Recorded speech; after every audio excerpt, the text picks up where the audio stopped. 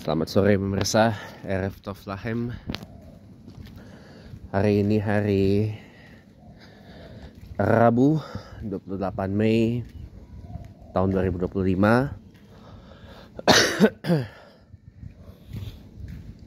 Saya mengawali pertemuan kita sore ini dengan mengikhbarkan bahwa Kerajaan Arab Saudi, Al-Mamlakah Al-Arabiyah Saudiyah menzahirkan, mengisytiharkan bahwa 1 Zulhijjah 1446 Hijriah juga jatuh pada hari ini, tanggal 28 Mei 2025, bermakna 10 Zulhijjah 1446 Hijriah jatuh pada hari raya Idul Adha, jatuh pada hari Jumat tanggal 6 Juni 2025, yang artinya sama dengan yang ditetapkan oleh pemerintah Republik Indonesia. Jadi Alhamdulillahirabbil alamin, kita Idul Adha-nya bisa serentak, baik pemerintah, Nahdlatul Ulama, Muhammadiyah, dan juga Al-Mamlakah Al-Arabiyah Saudiyah, atau Kerajaan Arab Saudi bisa lebaran haji, lebaran haji, bukan lebaran puasa. Lebaran hajinya bisa bersamaan dan berserentakan. Alhamdulillah wa syukurillah. Alhamdulillah wa syukurillah. Setelah waktu lebaran puasa atau Idul Fitri, kita dan Arab Saudi bedanya sih sehari ya. Arab Saudi lebih dulu merayakan lebaran puasa atau Idul Fitri tanggal 30 Maret 2025, yang artinya Arab Saudi hanya Ramadan tahun ini berpuasanya berpuasanya hanya 29 hari saja di bulan Ramadan 1446 Hijriah atau 2025 Masehi. Sementara kita Indonesia berpuasa selama 30 hari. Karena memang hilal di wilayah Indonesia dari Papua sampai dengan ke Sumatera, tepatnya ke Aceh, itu tidak terlihat pada waktu itu, atau belum memenuhi kriteria Imkanur Ru'yah dari Mabims. Jadi kita lebarannya satu hari lebih belakang dari Saudi. Kalau Saudi tanggal 30 Maret, puasanya mereka sudah 29 hari, kita diistimalkan menjadi 30 hari. Jadi lebaran kita tanggal 31 Maret 2025. Sementara awal puasa kita dengan tetangga yang sesama anggota Mabims, yaitu Brunei, Darussalam, Malaysia, dan juga Singapura. Mereka baru berpuasa pada tanggal 2 Maret 2025 yang lalu, tapi berhari rayanya pun juga sama, berhari raya puasanya juga sama, yaitu pada tanggal 31 Maret tahun 2025. Jadi patut disyukuri ya, alhamdulillah ya. Kita lebaran haji atau Idul Adha-nya bisa bersama-sama kembali. Amin. Allah. Mudah-mudahan bisa terus begini dalam beberapa tahun yang akan datang. Termasuk nanti tahun 2030 Miladiyah, di mana kita akan menyaksikan sebuah fenomena di mana kita akan 2 kali menyambut datangnya bulan Ramadan. Yang pertama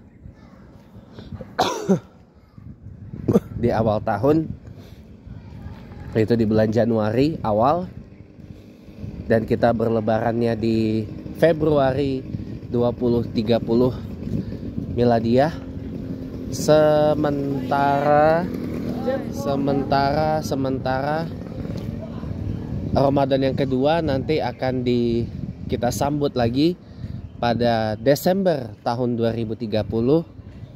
Tapi bedanya kita nanti akan berlebaran di bulan Januari tahun 2031. Jadi tahun baruannya kita puasa. Ya. Tahun baruan 2031-nya kita puasa. Gitu. Aduh, ada musik ya. Welcome back. Tadi break sebentar karena ada musik tadi. Walaupun sebenarnya saya suka musiknya, tapi karena kebijakan YouTube yang super ketat mengenai copyright ya, jadinya tidak saya masukkan. Ya sebenarnya gini ya teman-teman ya, kalau kita ngomongin kebijakan copyrightnya YouTube ya, lagi dan lagi memang tujuannya baik kok. Ini memang untuk memproteksi hasil karya dari mereka yang telah menciptakan, menyanyikan lagu yang kita pakai gitu loh. Terutama mungkin lagu-lagu yang populer di musik arus utama ya kan, kita pakai buat lagu di YouTube, buat masuk video YouTube kita kan otomatis akan, kalau apa istilahnya, kalau nggak ada hitam di atas putih dengan yang empunya lagu dan label musiknya, nanti itu kena copyright teman-teman. Dan kalau kita kena copyright strike berkali-kali ya, akun YouTube kita itu bisa di-ban, bisa diblokir. Makanya jadi harus sangat hati-hati ya dalam menggunakan konten yang bercopyright atau berhak cipta lah intinya gitu. Kalau bisa sih ya teman-teman, memang kebijakan gak sembarangan orang bisa menggunakan konten hak cipta gitu. Kecuali kalau konten hak cipta itu memang kita tidak monetize gitu. Tapi kalau konten hak ciptanya tidak dimonetize ya kan, bisa-bisa aja dipakai. Tapi kalau dimonetize channel YouTube kita yang jelas sudah masuk ke partner YouTube ya, ke YouTube partner, yang berarti berpeluang dimonetisasi ya. Ya mau tidak mau hindari yang masalah copyright itu. Jadi apapun itu konten yang bercopyright, kalau saran saya sih, kalau pengen dimonetisasi channel YouTube-nya sebaiknya dihindari. Tapi kalau tidak dimonetisasi alias YouTube cuma sekedar buat happy aja, buat senang-senang aja, buat sampingan aja, sementara mungkin Anda para pemirsa sudah punya stable job, stable income, ya itu sah-sah juga sih ya, sah-sah saja untuk seperti demikian. Saya tidak syiar azan dulu ya Rabu ini karena kondisi yang lagi kurang fit dan ada hal yang juga harus saya kerjakan yang membutuhkan koneksi internet. Jadinya saya ke tempat biasa saya tugas dulu.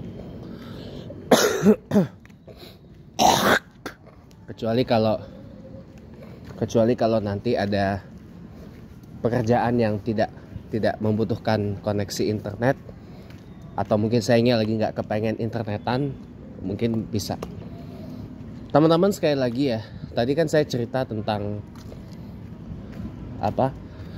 kalau rumah saya kan lagi jual rumah nih, dan kebetulan sudah saya masukkan iklannya di YouTube saya, di shorts ya lebih tepatnya.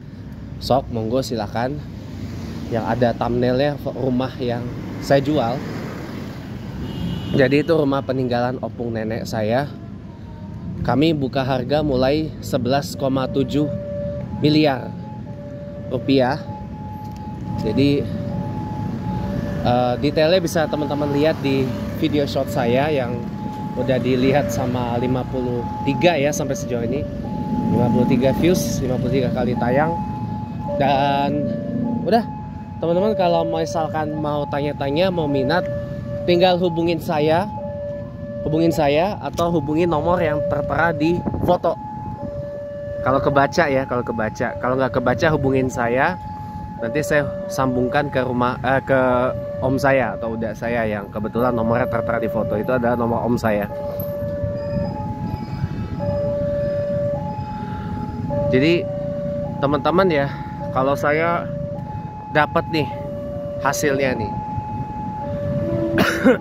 terus mau saya apain uangnya? Ada banyak pilihannya. Yang pertama adalah bisa buat saya buka usaha, buka bisnis, investasi ya.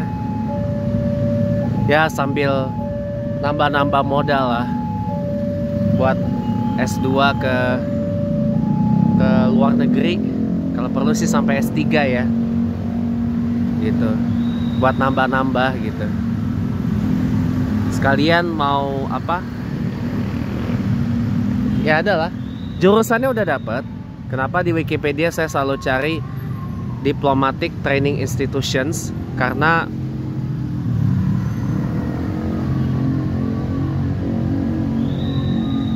Diplomatic Training Institutions karena memang jurusannya yaitu hubungan internasional yang saya akan ambil.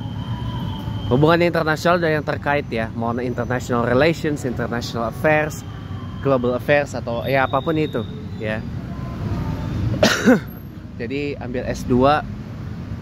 Nah cuman universitasnya saya masih rada bingung gitu. Kalau rata-rata Diplomatic Training Institutions yang saya incer itu masuk ke dalam APSIA, Association of Professional School of International Affairs.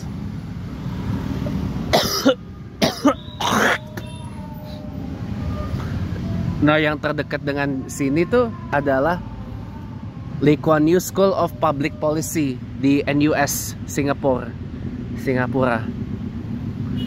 Di Asia itu cuma dikit membernya. Pertama itu ada yang tadi Lee Kuan Yew School of Public Policy di NUS Singapura. Yang saya tahu ya. Yang kedua ada Graduate School of International International Relations di Ritsumeikan University di Kyoto, Jepang. Yang ketiga ada Graduate School of International di Seoul National University di Korea Selatan, di Seoul gitu.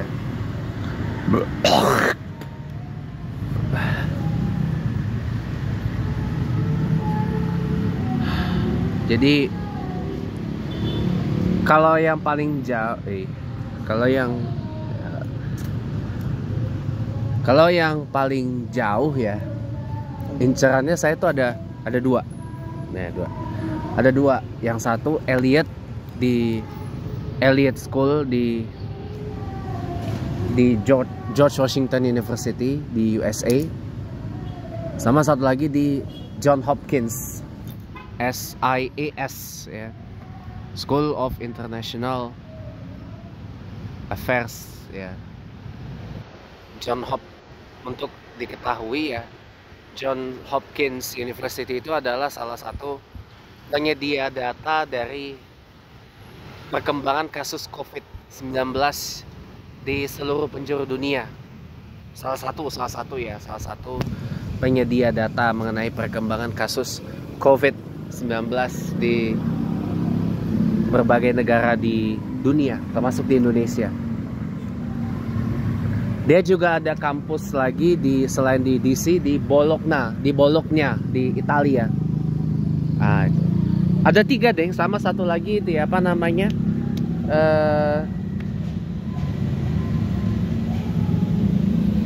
yang di Kanada itu, di Carleton University di Ottawa itu, namanya Norman Paterson School of International Affairs and Nopsia ya kalau nggak salah. Itu di Kanada. Itu paling jauh. Karena dari US ke Kanada masih jauhan Kanada. Dari DC ke Ottawa masih jauhan ke Ottawa. Ya kan? Kalau penerbangan dari DC ke Ottawa, kalau ada itu lebih dari 6 jam penerbangan dari DC ke Ottawa. Gitu. Dari DC ke Ottawa itu jauh teman-teman. Nah, berikutnya itu sih yang saya incar paling jauh ya. Kalau di tengah-tengah ya di Eropa standar, kalau nggak di Oxford ya di London School of Economics ya, di SOAS ya, London School of Economics ya, School of Oriental and African Studies tuh, di LSE atau enggak di Sciences Po di Paris, atau enggak di Diplomatic Academy of Vienna di Österreich atau di Austria gitu. Banyak sih incerannya, cuman mau nambah modal dulu pak buat kesana. Soalnya negara-negara yang saya incer itu biayanya rata-rata mahal semua, apalagi Singapura ya. Ada satu yang biaya hidupnya tidak terlalu mahal, yaitu di Rusia. Ada inceran saya di MGIMO. MGIMO itu kan masuk Asia juga tuh. MGIMO Moskwa ke Moskow ya. Orang sana bilangnya Moskwa ya. Kalau di bahasa Inggrisnya Moskow. Jadi dua-duanya sama aja sih. Mau dibilang Moskwa atau Moskow sama aja. Gitu.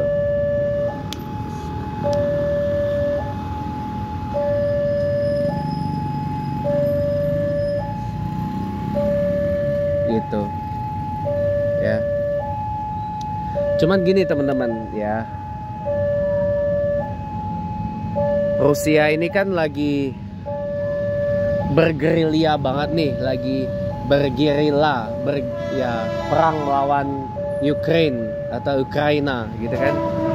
Dan Rusia ini tuh lagi dihantam habis-habisan gitu loh. Takutnya nanti kalau misalkan nih maaf, rezeki nggak tahu gimana ya kan. Rezeki saya setelah lulus itu, kalau jadi ngambil S2 ya, ternyata kerjanya di tempat yang merupakan sekutunya US. Sementara, wah ini lulusan Rusia nih, bahaya nih, kayak gitu teman-teman. Saya cuma gitu doang sih takutnya, gitu. Itu salah satu rencana saya gitu loh. Maaf kalau yang tadi gak saya naikin ya, yang tadi siang saya bikin gak jadi saya naikin karena ya soal rencana saya beli rumah di Aceh buat saya pindah ke sana itu masih saya pikirkan ulang gitu loh. Karena satu ya, aktivitas saya masih sebagian besar di Jakarta. Terus juga teman-teman saya juga sebagian besar di Jakarta tinggal ya. Dan di Jakarta sebenarnya saya masih banyak urusan gitu loh. Kalau saya tinggalin dengan saya pindah ke Aceh, rasanya ya gitu deh pokoknya. Ini bocah-bocah lagi pada selawatan. Gak apa-apa sih, malah bagus. Cuman namanya juga anak-anak ya, mesti kita bimbing juga, mesti kita awasin juga. Takutnya ntar malah salawatannya malah main-main, niatnya mau memuji malah jadi ngehina gitu. Takut saya. Jadi takut saya, jujur takut saya, jadi makanya mesti diawasin gitu ya. Oke lah teman-teman, itu aja dulu yang bisa saya share. Selamat sore dan sampai jumpa.